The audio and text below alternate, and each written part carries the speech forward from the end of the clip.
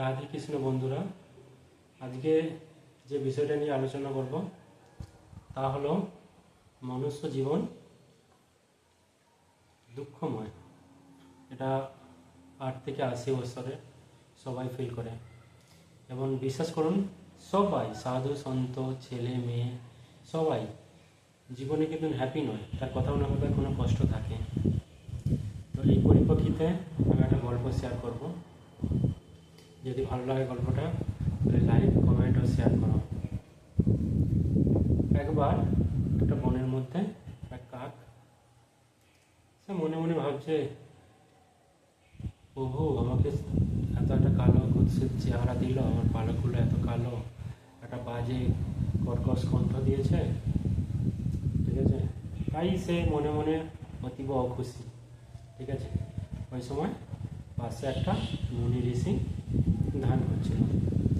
তো কাক কী করলো, মুনি ঋষির কাছে গেল, যে ঋষিমশাইকে অনুরোধ করলো, ঋষিমশাই আমি তো এত কালো, আমার কণ্ঠস্বর খুব একটা ভালো নয়।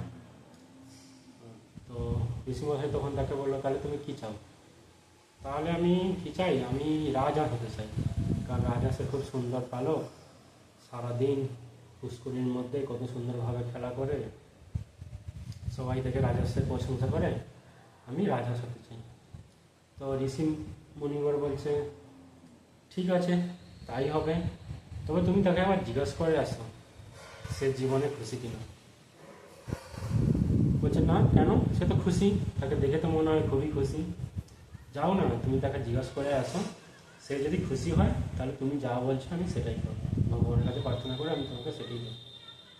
তো যথারীতি কাক চলে গেল কার কাছে না, রাজহংসের কাছে। রাজহংস এক বড় পুষ্করিণীর মধ্যে ভাইসে বেড়াচ্ছে আর মাছ ধরে খাচ্ছে। তো কাক যে বলছে, হাঁস ভাই তুমি যে জীবনে খুশি? তখন হাঁস राजहंस से, किसने बोला रे तुझको मैं लाइफ में हैप्पी हूँ? আমি জীবনে খুশি নয়, ঠিক আছে। সারাদিন এই পদ্ম পুকুরের মধ্যে, পাঁকের মধ্যে, জলের মধ্যে আমাকে সাঁতার কেটে বেড়াতে হয়, কখন কি পাবো, ব্যাঙ সাপ কেঁচো যেটা পাবো সেটাকে ধরে খেতে হয়, ঠিক আছে। তার উপর বাচ্চা ছেলেরা যে কোনো মুহূর্তে ঢিল মেরে দেয়, জীবনের একটা ভয় থাকে, সুতরাং আমি একটুও খুশি নই, ঠিক আছে। এই কথা শুনে কাক ভাবলো রাজহংসীও খুশি নয়, বলে সে আবার ঋষিমশাইয়ের কাছে ফিরে গেল। সে ঋষিমশাইকে বলল, ঋষিমশাই আমি রাজহংসী হতে চাই না, আমি টিয়া পাখি হতে চাই, কারণ টিয়া পাখির কত সুখ, মানুষ তাকে পুষে, তার সবুজ রঙের ডানা, সে ফলমূল পেরে খায়, তার জীবনে সুখে সুখ। তো ঋষিমশাই ফের বললো, ভেবে বলছো তো, যাও টিয়া পাখিকে জিজ্ঞেস করে আসো, যদি মনে হয় সে খুশি তাহলে তোমার ইচ্ছা আমি করবো। যথারীতি কাক মনের সুখে চলে গেল টিয়া পাখির কাছে। যে সবুজ গাছটার মধ্যে টিয়া পাখি ছিল, সে প্রথম দেখতে পারেনি টিয়া পাখিটাকে। তো 3-4 বার ঘোরার পর টিয়া পাখিটা দেখতে পেলো, বলছে টিয়া ভাই তুমি কি জীবনে সত্যিই খুশি? তখন টিয়া পাখি বলছে, না আমি জীবনে খুশি না। বলছে কেন? তোমাকে তো ভগবান একটা খুব সুন্দর জীবন দিয়েছে। কে বললো আমাকে ভগবান সুন্দর দিয়েছে, আমি খুশি? এই দেখো না, এই যে সবুজ বনের মধ্যে আমার পালকের সঙ্গে সবুজ বনের পালক মিলে গেছে, তাহলে তুমি তো আমাকে দেখে চিনতেই পারো নি কোনটা আমি টিয়া বলে, ঠিক আছে। তারপর কত কষ্ট করতে হয় সারাদিন নিজের খাবার জোগাড় করার জন্য, ফলমূল জোগাড় করার জন্য, সুতরাং আমি খুশি না। এরপর কাকমশাই আবার চলে গেছে ঋষিমণির কাছে।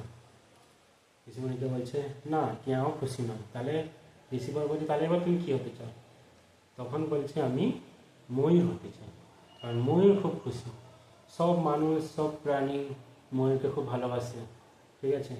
ময়ূর যখন পেখম তুলে নাচে, যখন বৃষ্টি পড়ে, তখন ময়ূরের সবাই কত প্রশংসা করে, বলে আমি ময়ূর হতে চাই। তখন ঋষিবর বলছে, ঠিক আছে, কিন্তু তোমাকে আমি ময়ূরই বানাবো, যাও একবার ময়ূরকে জিজ্ঞেস করে আসো যে তুমি খুশি কিনা তোমার জীবনে। যথারীতি কাক সেখানে চলে গেছে আবার, যে ময়ূরকে জিজ্ঞাসা করছে, বলছে ময়ূর ভাই তুমি কি জীবনে সত্যিই খুশি? ময়ূর হচকিত হয়ে বলেছে, who said this, am I happy? আমি খুশি নয়, এই শুনতে পাচ্ছ? তো বলছি কি ভাই, দেখো প্রত্যেকটা মুহূর্তে পায়ের শব্দ শোনা যাচ্ছে। হ্যাঁ শোনা যাচ্ছে তো, কী শব্দ এটা? এটা হচ্ছে মনুষ্য জাতির আক্রমণ। ঠিক আছে, যে কোনো মুহূর্তে তারা আসতে পারে। কি করতে পারে না, আমার দেহটাকে বেছে দেওয়ার জন্য, আমার যে সুন্দর পালকটা আমাকে মেরে সেই পালকের ময়ূরের পঙ্খিগুলো নিয়ে নেওয়ার জন্য। ঠিক আছে, আর আমাকে আধারে বাদারে বনে জঙ্গলে নেচে বেড়াতে হয়, মানছি, আমার লোকে প্রশংসা করে, কিন্তু না, আমার জীবনে প্রত্যেকটা সেকেন্ডে বিপদের উপর বিপদ। কারণ যে কোনো মুহূর্তে চড়া শিকারী বা প্রাণীরা এসে আমার উপর হামলা করতে চায়। ঠিক আছে, কারণ আমার যে সুন্দর ময়ূর পঙ্খী আছে, এই ময়ূর পঙ্খীগুলো তারা নিয়ে নিতে চায়। সুতরাং যার জীবনে প্রত্যেক মুহূর্তে বিপদ, সে কখনো সুখী হতে পারে? এবার কাকের হাসি পেয়েছে। কাক বলে, তাহলে সত্যিই তুমি খুশি নয়? ময়ূর বললাম, না, আমি জীবনে খুশি। বলে যথারীতি কাক চলে গেল ঋষি মুনিবরের কাছে। ঋষি মুনিবর বলল, তাহলে কি তুমি ময়ূর হবে? তখন কাক মশাই বলছে, আমার ভুল হয়ে গেছে প্রভু। ঠিক আছে, ভগবান মহাপ্রভু যা করেছেন সব ভালোর জন্যই করেছেন। ঠিক আছে, জীবনে কেউ সুখী নেই, কোনো না কোনো দিকে তার অসুখ একটা রয়েই যাবে। যেমন দিন আসবে তেমন রাত আসবে।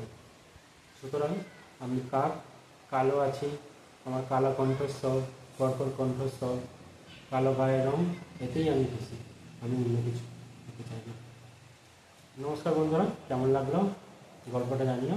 এই গল্পটা আমি যেখানে কাজ করি, খানাকুল পোস্ট অফিসে, ওখানে এক স্যার আমাদেরকে বলেছিলেন, সেমিনারে আমার খুব ভালো লেগেছিলো, তাই গল্পটা তোমাদের সঙ্গে শেয়ার করলাম। গল্পটা ভালো লাগলে লাইক আর শেয়ার করো। আর একটা জিনিস, হ্যাঁ, 8 থেকে 80 সবারই, আবার কিন্তু সবার মনে কিন্তু দুঃখ কষ্ট আছে। ঠিক আছে, দুঃখ ছাড়া পৃথিবী চলে না। ঠিক আছে, দুঃখ যেমন আছে, সুখ তেমন আছে। সুতরাং তুমি যেটাই আছো, তুমি যেই কাজ করো, তুমি ছাত্র হও বা তুমি যে পেশায় থাকো, যেই পেশায় আছে সেটাকে নিয়ে আরও ভালো কিছু করার চেষ্টা করো, অবশ্যই জীবনে ভালো কিছু হবে। ঠিক আছে, আর দুঃখ জীবনের পার্ট, এটাকে কেউ এড়িয়ে যেতে পারবে না।